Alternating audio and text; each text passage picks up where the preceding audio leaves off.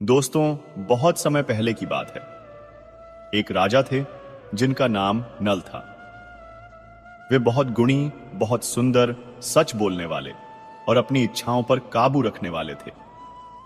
सब लोग उन्हें पसंद करते थे। वे वेदों को जानते थे और ब्राह्मणों का आदर करते थे। दिखने में वे बहुत ही आकर्षक थे। उनके युद्ध करने की कला के कारण पड़ोस के राजा उनसे लड़ने की हिम्मत नहीं करते थे। इतने अच्छे गुणों के बाद भी उनमें एक बुराई थी। उन्हें जुआ खेलने का थोड़ा शौक था। इसी जुए की आदत के कारण उन्हें जीवन में ऐसी मुसीबत झेलनी पड़ी जैसी शायद ही किसी ने झेली हो। उन्हीं दिनों विदर्भ देश में भीष्मक नाम के राजा राज करते थे। वे भी राजा नल की तरह ही गुणी और बहादुर थे। राजा भीष्मक की कोई संतान नहीं थी, इसलिए वे बहुत परेशान रहते थे। एक दिन दमन नाम के ऋषि राजा भीष्मक के यहां आए। राजा और रानी ने ऋषि का बहुत आदर किया।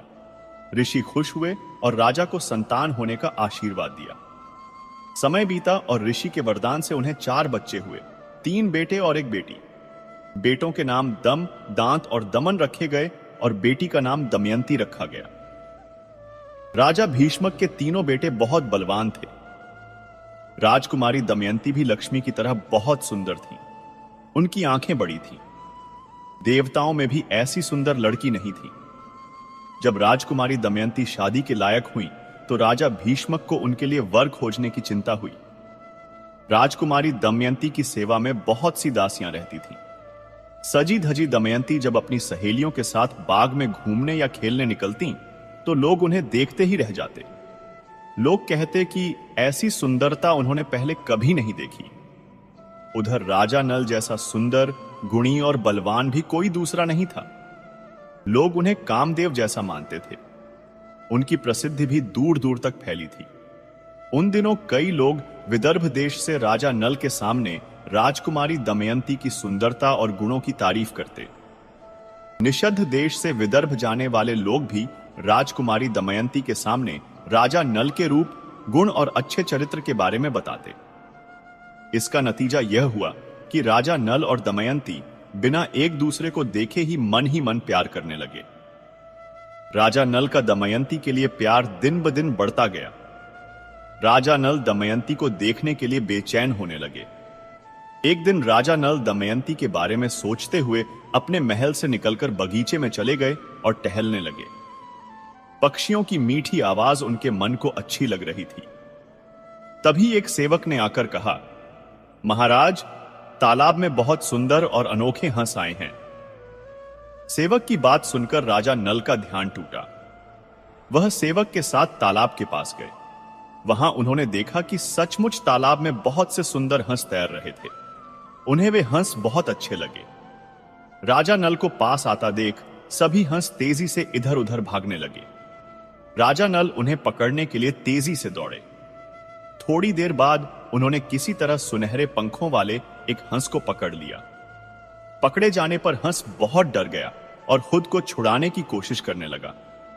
जब हंस को लगा कि अब वह छूट नहीं पाएगा, तब उस सुनहरे पंखों वाले हंस ने इंसान की आवाज में रोते हुए राजा नल से कहा, मेरा परिवार यहां से बहुत दूर विदर्भ देश के राजा भीष्मक के तालाब में रहता है। मेरी हंसनी मेरे बिना जिंदा नहीं रह पाएगी। वह मुझसे बहुत प्यार करती है। वह रो रो कर मर जाएगी। राजन, आप मुझे छोड़ दीजिए। अब मैं यहां कभी नहीं आऊंगा। सुनहरे पंखों वाले हंस की बातें सुनकर राजा को दया आ गई। उन्होंने उस अनोखे हंस को छोड़ दिया। हंस ने राजा से कहा, महाराज, आप बहुत दयालु हैं। राजकुमारी दमयंती विदर्भ देश के राजा भीष्मक की बेटी हैं। राजकुमारी दमयंती भी बहुत सुंदर, सुशील, दयालु और गुणी है। मैं विदर्भ देश जाकर राजकुमारी दमयंती के सामने आपके गुणों की चर्चा जरूर करूंगा। मैं बताऊंगा कि आप जैसा दयावान और सुंदर पुरुष कोई नहीं है। मैं राजकुमारी दमयंती के पास जाकर आपकी ऐसी तारीफ करूंगा कि वह आपके सिवा किसी और को अपने मन में जगह नहीं देगी। राजन, आप राजकुमारी दमयंती से शादी कीजिए। आप दोनों एक दूसरे के लायक हैं। यह कहकर हंस उड़ गया। वहां से उड़कर वह हंस अपने साथियों के साथ विदर्भ देश के बगीचे में जा उतरा। एक दिन राजकुमारी दमयंती अपनी सहेलियों के साथ बगीचे में घूमते हुए तालाब के पास गईं। वह तालाब में खिले कमल के फूलों की सुंदरता देख रही थी कि तभी उनकी नजर सुनहरे पंखों वाले हंस पर पड़ी। हंस की सुंदरता देखकर राजकुमारी दमयंती उसे पकड़ने की कोशिश करने लगी। उनकी सहेलियां भी मदद करने लगी। फिर अचानक राजकुमारी दमयंती ने अपना दुपट्टा फैलाकर हंस पर डाल दिया और उसे पकड़ लिया। यह वही सुनहरे पंखों वाला हंस था जो राजा नल को वचन देकर आया था। वह भी दमयंती से बात करना चाहता था, शायद इसीलिए जानबूझकर पकड़ में आ गया था। वह हंस दमयंती से कहने लगा, राजकुमारी, मुझे छोड़ दो। अगर तुम मुझे छोड़ दोगी तो मैं तुम्हारा मनचाहा काम कर दूंगा। मैं जानता हूं कि तुम मन ही मन राजा नल को चाहती हो। वह तुम्हारे दिल में बस चुका है। बात ठीक भी है, वह सचमुच तुम्हारे लायक है और तुम उसके लायक हो। हम तो राजहंस हैं, इधर उधर उड़ते रहते हैं, हमसे कुछ छिपा थोड़ी ही है। हंस कहने लगा, अरे दमयंती, मेरी सुंदरता तो निषद्ध देश के राजा नल के सामने कुछ भी नहीं है। राजा नल बहुत ही सुंदर और गुणी है, तुम्हें तो उनकी तरफ आकर्षित होना चाहिए। इंसानों में उनके जैसा सुंदर कोई नहीं है। वह तो जैसे साक्षात कामदेव हैं। अगर तुम राजा नल की पत्नी बन जाओ तो समझो तुम्हारा जन्म और रूप दोनों सफल हो जाएं। हम लोगों ने देवता, गंधर्व, मनुष्य, सांप और राक्षसों को घूम घूम कर देखा है। हमें राजा नल जैसा सुंदर पुरुष कहीं देखने को नहीं मिला। जैसे तुम स्त्रियों में एक कीमती रत्न हो, वैसे ही राजा नल पुरुषों में गहना है। उस हंस की बात सुनकर राजकुमारी दमयंती बोली, राजा नल के बारे में तुम कैसे जानते हो? वह हंस बोला, मैं कई देशों में घूमता रहता हूं, लेकिन राजा नल जैसा दयावान और सुंदर राजा मैंने कहीं नहीं देखा। आप दोनों की जोड़ी बहुत सुंदर लगेगी। तुम मुझे छोड़ दो तो मैं तुम दोनों की जोड़ी मिलाने में मदद कर सकता हूं। उसके बाद राजकुमारी दमयंती ने इस दिव्य हंस को तुरंत छोड़ दिया। राजकुमारी दमयंती हंस की बात सुनकर मन ही मन राजा नल के रूप की कल्पना करके उनसे प्यार करने लगी। राजकुमारी दमयंती हमेशा राजा नल की यादों में खोई रहती थी। इस तरह हंस ने राजा नल और राजकुमारी दमयंती दोनों के मन में प्यार का बीज बो दिया। राजकुमारी दमयंती ने उस हंस से कहा, तुम यहां से जाकर राजा नल से भी ऐसी ही बातें कहना। उसके बाद वह हंस उड़कर फिर निषद्ध देश गया। उसने राजा नल को बताया कि जिस तरह आप दमयंती के लिए बेचैन हैं, उसी तरह राजकुमारी दमयंती भी आपके लिए बेचैन है।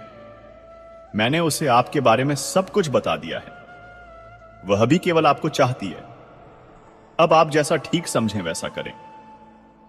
इस प्रकार उस हंस ने राजा नल को राजकुमारी दमयंती का यह संदेश दे दिया। संदेश कहने के बाद वह हंस उड़कर अपने झुंड में चला गया।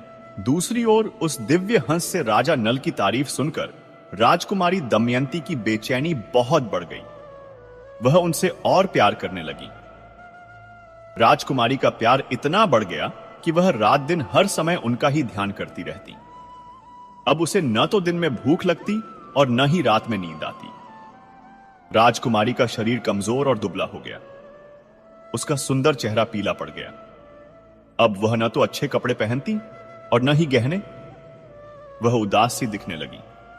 जब भी देखो वह हथेली पर सिर रखकर अपने आप में डूबी कुछ सोचती रहती। वह अपनी सहेलियों से भी बातें न करती और लंबी सांसें लेती रहती। उसकी पलकें हमेशा भीगी रहती। राजकुमारी दमयंती की ऐसी हालत देखकर उसकी सहेलियों ने उसके मन की बात जाननी चाहिए, लेकिन वह कुछ नहीं बोली। सखियों ने राजकुमारी के दिल की बात समझकर महारानी से कहा, महारानी, आपकी बेटी बीमार हो गई है। एक दिन विदर्भ राजा अपने कमरे में काम में व्यस्त थे। तभी महारानी उनके कमरे में आई। महाराज ने पूछा, क्या बात है, आप कुछ चिंतित लग रही हैं? बताइए, मैं आपकी चिंता दूर कर देता हूं। महारानी बोली, आप हमेशा अपने राजकाज में लगे रहते हैं। हमारी बेटी दमयंती कुछ दिनों से बीमार है। जब बेटी के बीमार होने की बात राजा तक पहुंची तो उसने राज वैद्य को बुला लिया, लेकिन वैद्य बेचारा क्या करता? दवाई से ठीक होने वाली कोई बीमारी उसे थी ही नहीं। जब महाराज और महारानी ने अपनी बेटी के बारे में बहुत सोचा